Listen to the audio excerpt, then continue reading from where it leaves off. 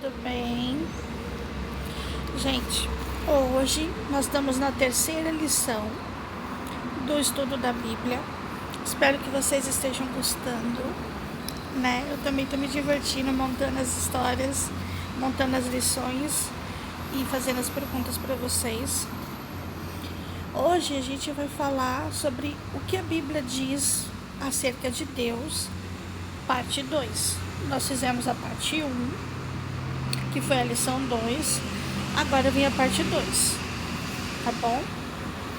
Vamos falar um pouquinho sobre Deus, o Filho. O Senhor Jesus Cristo é Deus, o Filho. Ele é o Eterno. No princípio era o Verbo, e o Verbo estava com Deus, e o Verbo era Deus. Isso está em João 1:1, tá bom? Ele é chamado de Emanuel, o que significa Deus conosco. Está em Mateus 1:23.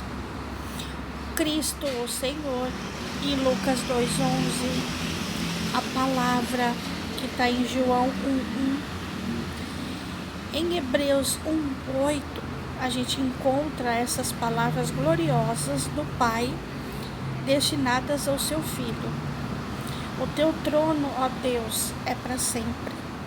Porém, Cristo não é somente Deus, também se tornou homem. Ele deixou os céus e veio a este mundo, nascendo através de uma virgem. Gente, eu fico lendo porque eu já escrevi, aí para mim falar tudo que eu tenho que falar, eu leio, tá bom? Maria. Ele foi chamado Jesus, o que significa a salvação de Deus. Olha que lindo, né? Isso está em Mateus 1:21. Ele era Deus, manifestado em carne. 1 Timóteo 3:16. Como qualquer outro homem, era semelhante a nós em todas as coisas, mas não pecou.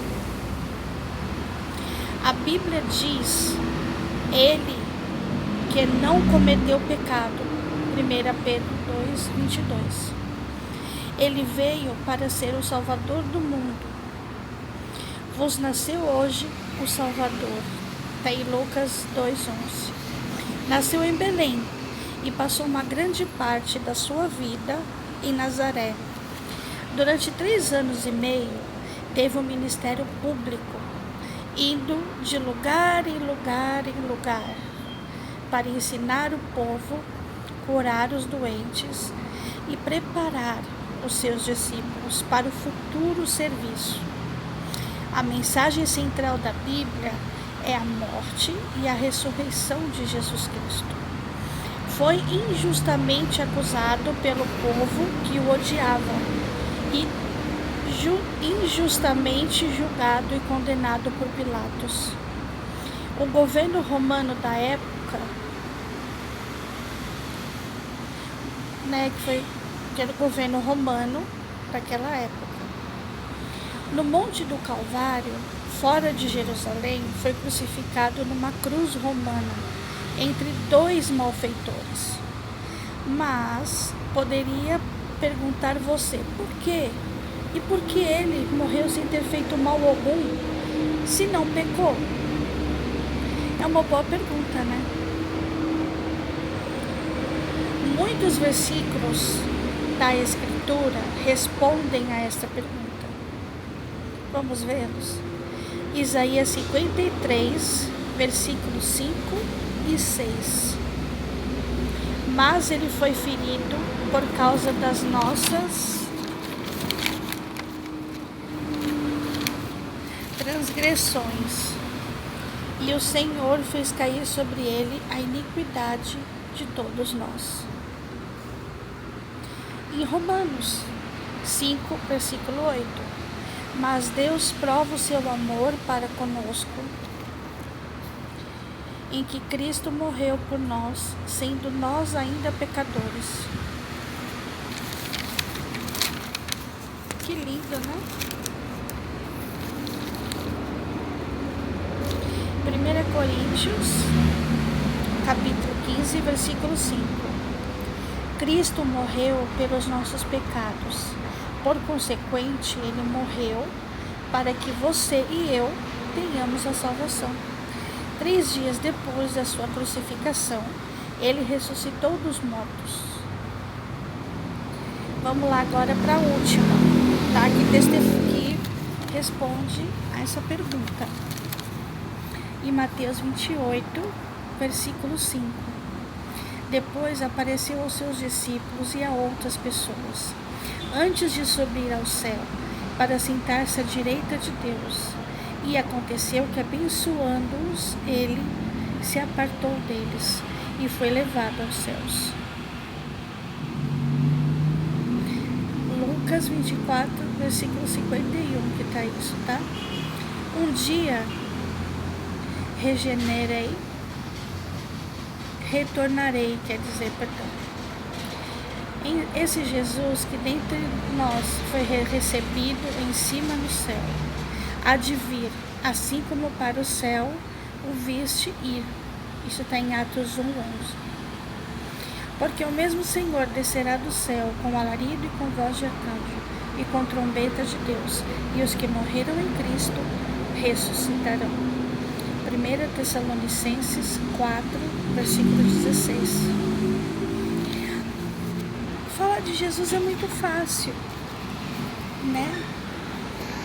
Porque ele foi uma pessoa assim extremamente amorosa, bondosa, misericordiosa, né? E ensinou nós a sermos assim. Muitas das vezes a gente esquece, né, os ensinamentos de Cristo. Isso que a gente não pode esquecer, tá? Agora vamos falar um pouquinho sobre o Consolador, que ele foi para o céu, mas deixou o Consolador, que é o Espírito Santo, tá? Deus, o Espírito Santo. Antes de eu entrar nessa parte, eu queria fazer uma pergunta para vocês. Vocês estão entendendo que a Trindade são 3 pessoas: o Pai, o Filho e o Espírito Santo, né?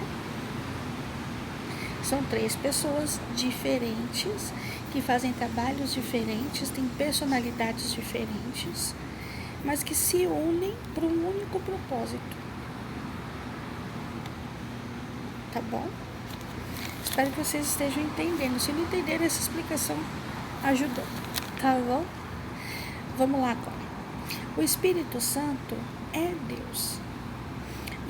Lemos isso em Atos 5, versículo 3 e 4. Há maneiras por que encheu Satanás o teu coração, para que mentisses ao Espírito Santo.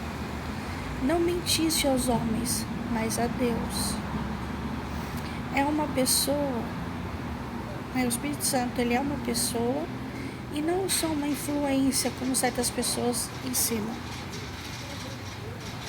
Uma das suas tarefas principais é de convencer o mundo do pecado, da justiça e do juízo que está por vir. João 16, versículo 8. Ele consola, ele conduz, ele ensina. Isso são algumas, características do Espírito Santo. Ele pode ficar entristecido. Você sabia que, como a gente, ele também fica triste, ele também se entristece? Tanto que Cristo falou lá em Efésios 4, versículo 30, que você pode entristecer a Deus, a Jesus, mas não ao Espírito Santo. Uma coisa muito séria, né? Dá para se pensar bastante. O Espírito Santo é a pessoa da divindade que inspirou os homens que escreveram a Bíblia e que desde a tua meninice sabes os segredos das Escrituras, que podem fazer-te sábio para a salvação, pela fé que há em Cristo Jesus. Toda a Escritura é divinamente inspirada e proveitosa para ensinar, que é o que a gente está fazendo agora. Nós estamos aprendendo sobre isso. para resargir, para corrigir, para instruir em justiça. Ai, mas o que é redargir? Redargir é você mudar o seu comportamento, mudar o seu caráter, tirar o eu e deixar Deus agir na sua vida. Tá bom? Isso tudo tem 2 Timóteo 3, versículo 15 e 16. O Espírito Santo estabelece a sua morada no corpo de cada cristão. Assim, lemos em 1 Coríntios 6,19. Não saibais que o vosso corpo é templo do Espírito Santo, que habita em vós, proveniente de Deus, e que não sois de vós mesmos? Onde os crentes do seu poder e tornar-os capazes de viver de uma maneira que agrada a Deus. Isso é que o Espírito Santo faz. Ele nos convence, ele nos molda para que possamos chegar do jeito que Deus quer, do jeito que Deus sonhou para nós lá no céu. Tá bom? Agora vamos para 5 perguntinhas do questionário. Vamos ver se vocês prestaram atenção na história. Jesus Cristo, ele é Deus? Verdadeiro ou falso? O ministério público do Senhor durou 5 anos? Verdadeiro ou falso? Depois da sua ressurreição e das suas aparições a vários discípulos, o Senhor subiu aos céus? Verdadeiro ou falso? Vamos para a 4ª pergunta agora. Para a 4ª, tá? O Pai convence o mundo do pecado, da justiça e do julgamento? 5, não é verdadeiro ou falso? Para a última agora. O Espírito Santo dá ao crente o poder de viver uma vida que glorifica a Deus? Verdadeiro ou falso? Deixar vocês pensarem um pouquinho e já respondo. Tá bom? Gente, esse lugar aqui, quando vocês pensam, deixa eu mostrar um pouquinho esse lugar aqui pra vocês, ó. É muito lindo, gente. É muito lindo. Eu venho aqui pra fazer o tratamento dos meus irmãos aqui do lago. E eu fico aqui, né, esperando eles saírem, porque eu não posso voltar para casa sem eles. Aí eu fico esperando eles saírem e não também, não é que eu não posso, não tem como, né, eu voltar e depois voltar aqui para pegar eles, porque é no Brooklyn, então não tem como, né? Então vamos lá, vamos responder a primeira pergunta. Jesus Cristo é Deus? Sim, verdadeiríssimo. Né? A gente aprendeu isso. A segunda, o ministério público do Senhor Jesus, né, durou 5 anos? Verdadeiro ou falso? É falso. Foi só 3 anos e meio, tá? A terceira, depois da sua ressurreição e das suas aparições a vários discípulos, o Senhor subiu aos céus? Verdadeiro ou falso? Verdadeiro, ele foi para os céus. Ele está lá nos aguardando. A 4ª, o Pai convence o mundo do pecado, da justiça e do julgamento? Verdadeiro ou falso? É falso.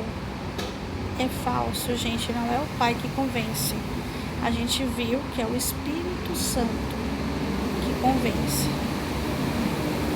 E a última, o Espírito Santo dá ao crente o poder de viver uma vida que glorifica a Deus? Verdadeiro ou falso?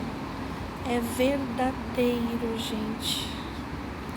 O Espírito Santo nos convence, nos molda, nos modifica, que nem eu expliquei para vocês. Tá bom? Gente, eu espero que vocês estejam gostando, que vocês estejam aprendendo bastante. Tá? Se vocês tiverem alguma dúvida, põe aí nos comentários. Eu vejo e respondo. Tá bom? Gente, Um beijo para vocês e boa aula e bons estudos. Continuem lendo, tá bom? Beijo.